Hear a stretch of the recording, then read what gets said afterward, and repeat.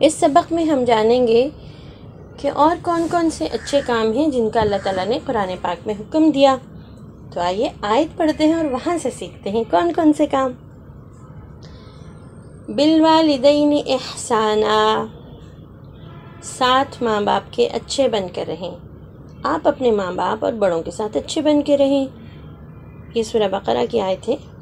اور پھر اللہ تعالیٰ سورہ النور میں حکم دیتے ہیں وَلْيَعْفُو، اور نظر انداز کر دیا کریں۔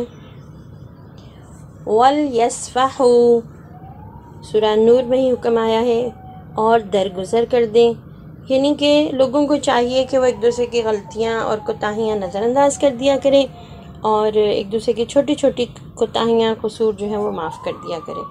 اس سے کیا ہوگا، ہم اچھے طریقے سے مل جل کر رہنے سے، محبت سے رہنے میں مدد ملے گی۔ اور والدین کے ساتھ احسان کرنا، اچھے بن کے رہنا، ان کی خدمت کرنا، ان کے ساتھ ہاتھ بٹانا، یہ تو بہت ہی زیادہ ضروری ہے۔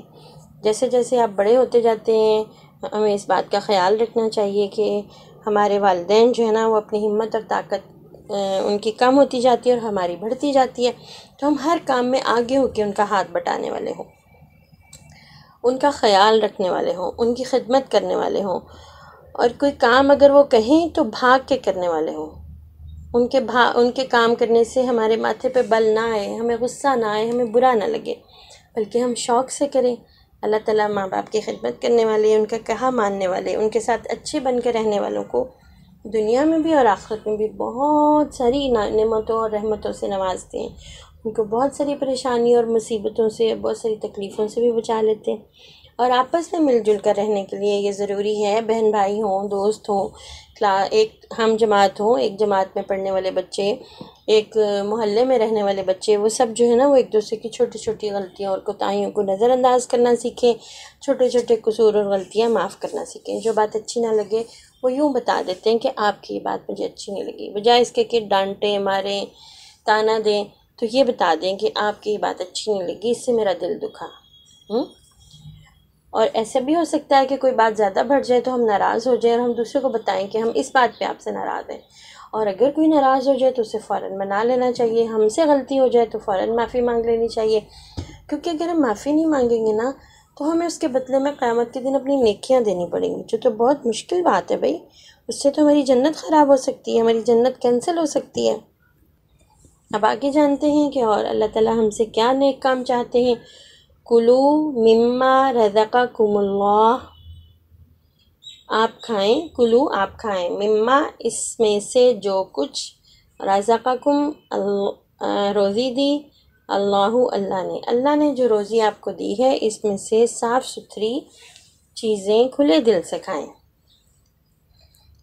کلو من رزق ربکم، کلو کھائیں، من رزق، من سے رزق دی ہوئی روزی، ربکم اپنے رب کے، آپ اپنے رب کی دی ہوئی روزی میں سے کھائیں۔ کلو کھائیں، مما اس سے جو کچھ، فی میں، الارض زمین، حلالن طیبہ جائز اور پاکیزہ، حلالن جائز، طیبہ پاکیزہ، زمین میں جتنی حلال اور پاکیزہ چیزیں ہیں آپ انہیں کھائیں۔ تو یہاں سے ایک بات اور پتہ چلی کہ ہمیں اس بات کا علم حاصل کرنا ہے، ہمیں یہ بات جاننی ہے کہ اللہ تعالیٰ نے جو رزق ہمیں دیا کھانے پینے کے لیے، جو ہم کھا رہے ہیں وہ ان میں سے کون سی چیزیں حلال ہیں اور حرام ہیں۔ کئی دفعہ ایسا ہوتا ہے کہ ہم سب مسلمان ہیں، الحمدللہ ہمارے دسترخوان پہ حلال رزق ہوگا، لیکن اگر حلال رزق کو حاصل کرنے کے لیے حرام طریقہ استعمال کیا جائے تو وہ پاک نہیں رہتا، وہ جائز نہیں رہتا۔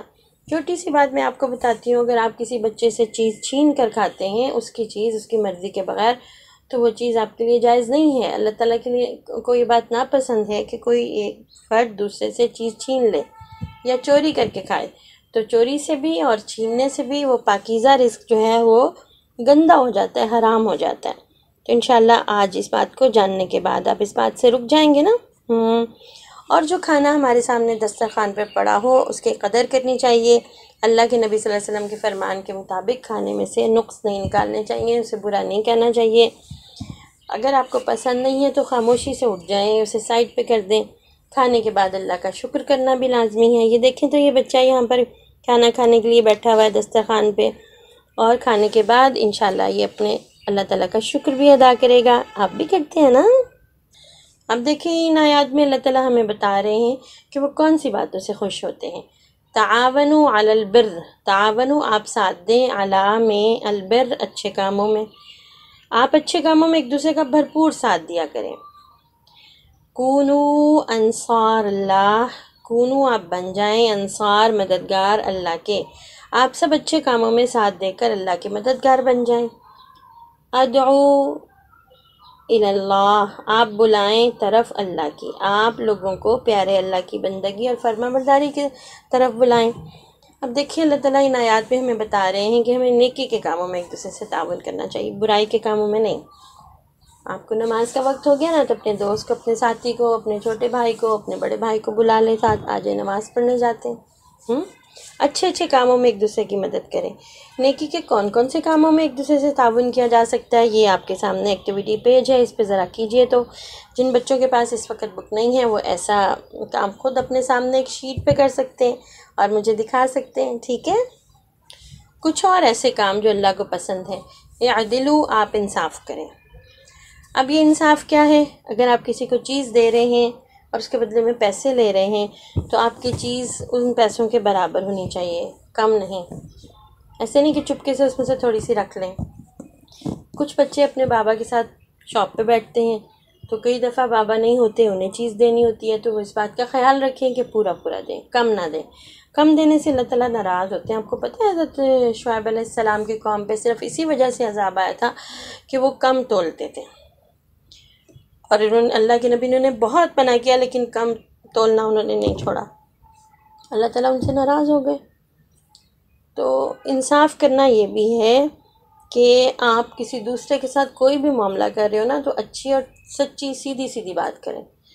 صحیح اور سچی بات کو چھپانا بھی انصاف کے خلاف ہے۔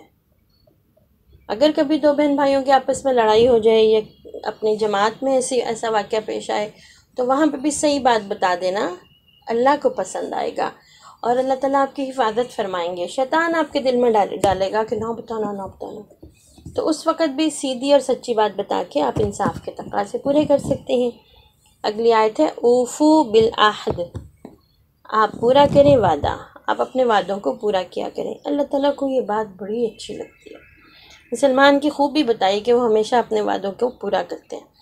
تو پیارے بچوں، تو کیوں نہ پھر ہم اس بات کو پلے باندھ لیں کہ بس اگر ہم نے کوئی وعدہ کر لیا نا تو پکا کرنا ہے اور اس کو پورا کرنا ہے۔ پھر اللہ تعالیٰ ایک اور بات کہتے ہیں والمیزان بالقسط، اور ترازو کی ڈنڈی کو سیدھا رکھیں۔ یعنی جو بھی ڈیوائس، جو بھی چیز ہم استعمال کر رہے ہیں سامان، سودا یا سامان تولنے کے لیے، اس کو سیدھا سیدھا سچا سچا رکھیں، ٹھیک ٹھیک رکھیں۔ ایسے نہ ہو کہ اس کے اندر کوئی ایسی خرابی ہم نے جان بوجھ کے ڈال لی ہو جس سے ہم کم پیسوں میں، زیادہ پیسوں میں کسی کو دینے والے کو کم چیز دیں۔ یہ اللہ کو بہت ناپسند ہے۔ ہم سب سے چھپا سکتے ہیں، اللہ تعالیٰ سے نہیں چھپا سکتے۔ تو ایسا معاشرہ جس میں عدل ہوگا، انصاف ہوگا، جس میں پورا تولا جائے گا، وہاں پر خیر ہوگی، بھلائی ہوگی، وہاں پر لوگوں کو خوشی اور اطمینان کی زندگی بسر کرنے کا موقع ملے گا۔ تو آج سے ہم وعدہ کرتے ہیں سب مل کے کہ انشاءاللہ جہاں تک ہم سے ہو سکا ہم اپنے کاموں میں عدل، انصاف، وعدے کی پابندی اور پورا تولنے کو، یعنی دوسرے کو جو چیز دینی ہے پوری پوری دینی ہے، کم نہیں دینی، اس بات کا خیال رکھیں گے انشاءاللہ۔ اللہ تعالیٰ ہمیں قرآن کو پڑھنے، سیکھنے، اس پر عمل کرنے کی توفیق دیں۔ پھر ملتے ہیں اگلے سبق کے ساتھ انشاءاللہ۔ السلام علیکم ورحمۃ اللہ۔